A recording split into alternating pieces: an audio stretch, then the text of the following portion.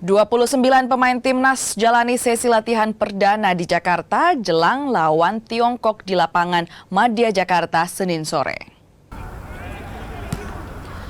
29 pemain mengikuti sesi latihan perdana Timnas di Jakarta Senin sore, termasuk satu pemain yang tak mengikuti pemusatan latihan di Bali dan menyusul ke Jakarta, Kevin Dix. Sementara Martin Paes yang dijadwalkan tiba pada Senin belum terlihat di lapangan. Latihan diawali dengan sesi pemanasan dan fisik sebelum menuju menu latihan taktik. Penjaga gawang Emil Audero yang kemungkinan besar mengisi tempat Martin Paes di 11 pertama bilang tim dalam kondisi siap. Mantan penjaga gawang Juventus ini juga tidak gugup meski akan melakoni debut di SUGBK Jakarta. Persiapan yang dimulai lebih awal di Bali jadi sumber optimistis skuad Garuda untuk meraih kemenangan hadapi Tiongkok.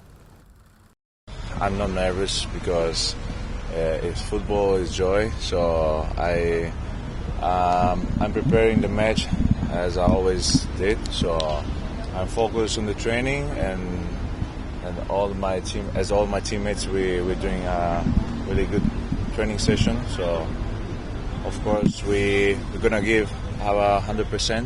So I think I'm not saying nothing, but I'm positive.